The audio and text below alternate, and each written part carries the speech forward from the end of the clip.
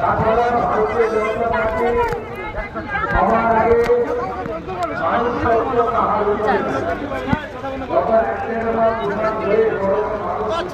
ছাতা বন্ধ কর, সামনে যাস না, পিছন লোক দেখতে পাবে না। কাকা সামনে যেও না, তাহলে লোক ঘুরে যাবে। সামনে সামনে বেশি যেও না কাকা।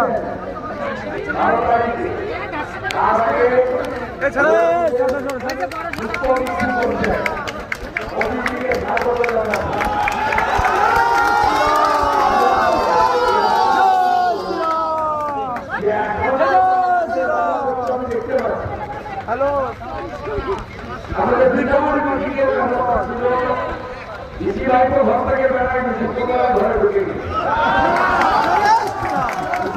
হেলিকপ্টার নিয়ে ঢুকে গেছে ঘরের ভিতরে।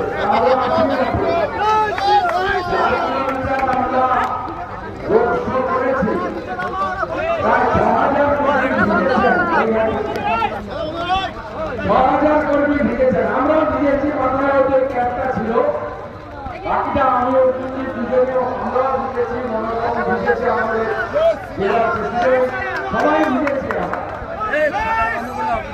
আমাদের এই মিটিং কার্যকর করার ক্যান্সেল ঘোষণা করে দিয়েছিল। অর্জুন দিয়ে আমি দুজন কথা বললাম যে যদি 5 জনও থাকে দেখা করে আসবে। সন্দেশখালী বদরণীর ভোট দিন,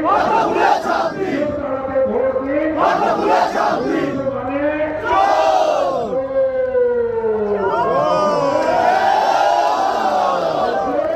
উদ্ধার করার জন্য, দেশকে সুরক্ষিত রাখার জন্য, বিকশিত ভারতের লক্ষ্যে অর্থপুরে ভোট দেওয়ার আবেদন জানিয়ে অর্জুন সিংকে অল্প কিছু কথা আপনাদের কাছে আবেদন করার অনুরোধ করছি। আবারও লাখো সালাম করার কৃতজ্ঞতা আপনাদের, যেভাবে বৃষ্টিতে ভিজে আমাদেরকে সহযোগিতা করেছে। ভারত মাতা কি জয়, শ্রীরাম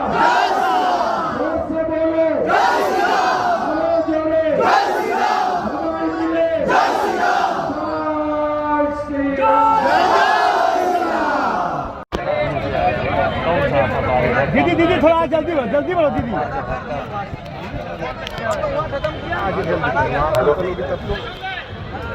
हेलो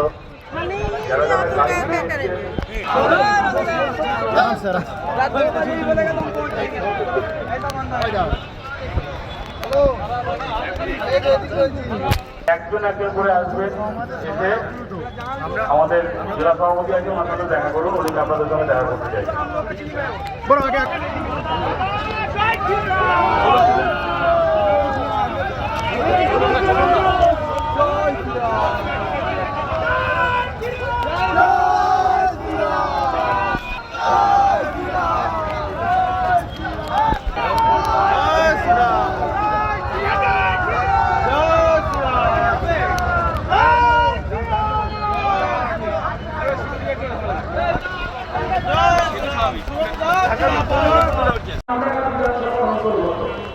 আমি আপনাদের স্যালুট করতে, প্রণাম করতে।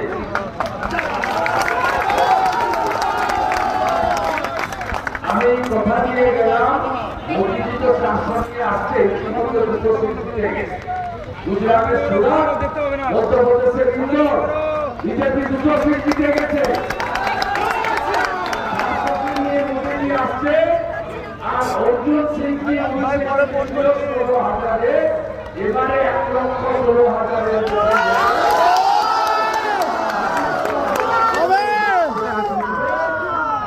আমি আর অর্জুন সিংজি 4 তারিখের পরে প্রথম কৃতজ্ঞতা জ্ঞাপন সভাটা এখানে করব।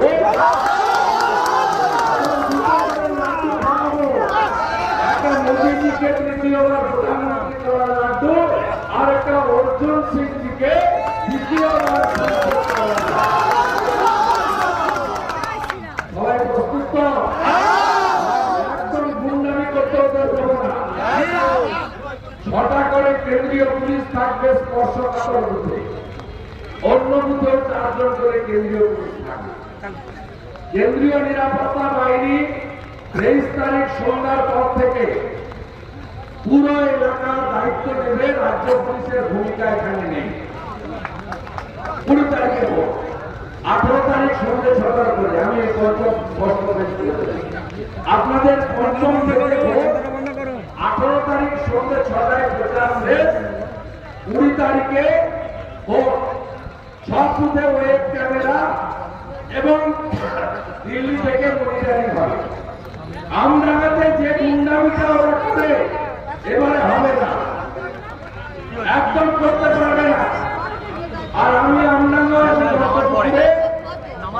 এর আগে সেটি আপনারা জানেন, এই বিধানসভার অন্তর্ভুক্ত একটি গ্রামে বোমা বিস্ফোরণে অনেকে মারা গেছে।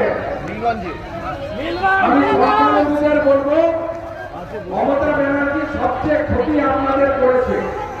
সেই রামপুরহাটের বক্তব্য হোক, গার্ডেন নিচে বিল্ডিং ভেঙে পড়া হোক, ওই মুসলমানদের এনেছে এই মমতা ব্যানার্জি। তাই মমতা ব্যানার্জির প্রার্থী তাকে হারতে হবে। ও কি বলছে? ও দুটো কথা বলছে। এই পার্থ ভৌমিক হাইকোর্টে ইরিগেশনের মাল কালেকশন দুটো কথা বলছে। একটা কি বলছে? বলছে গুন্ডা হটাবে মহারাষ্ট্র থেকে। আরে আপনি তো সবচেয়ে বড় গুন্ডা।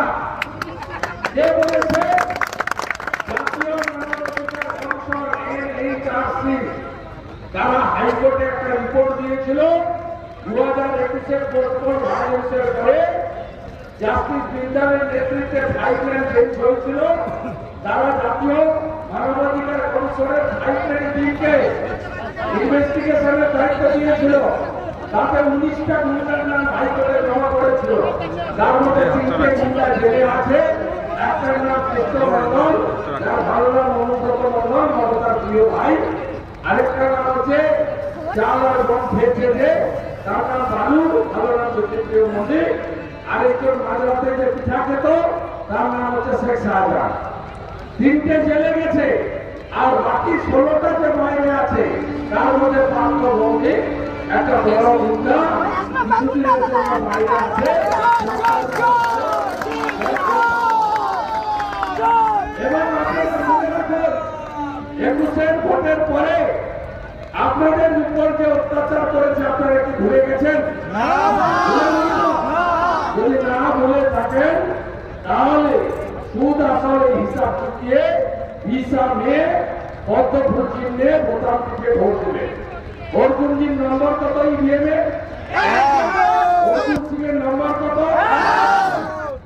1 নম্বরে পদ্মফুলে বোতাম টিপবেন, অর্জুনজি জিতবে আর মোদীজিও প্রধানমন্ত্রী হবে।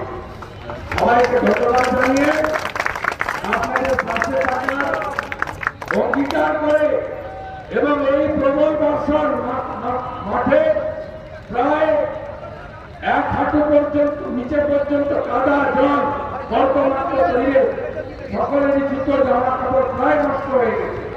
তার মধ্যেও আপনাদের যে ভালোবাসা বিজেপির প্রতি, নরেন্দ্র মোদীজির প্রতি, অর্জুন সিংজির প্রতি, পদ্মফুলের প্রতি, তার জন্য শতকোটি প্রণাম। তৃণমূলের শশী পাঁজা একজন ঊর্ধ্বতন কর্মচারী, হাইকোর্ট শেখানো বলি গাইছেন। শশী পাঁজা ইতিহাস জানেন? 2013 সাল থেকে শাহজাহান ওখানে কি করে, 19 সালে প্রদীপ মণ্ডল, দেবদাস মণ্ডল সহ 3 জনের লাশ আজও খুঁজে পাওয়া যায়নি। শশী পাঁজা জানেন? শশী পাঁজার যিনি মালকিন মমতা ব্যানার্জি পুলিশ মন্ত্রী, তার পুলিশ 3টে এফআইআর করেছে রেপে। শশী পাঁজা মহোদয় কি জানেন? 239টা প্লট শিবু হাজরা, উত্তম সর্দার এবং শাহজাহান জিয়ারউদ্দিন মোল্লারা যেটা দখল করেছিল, সেটা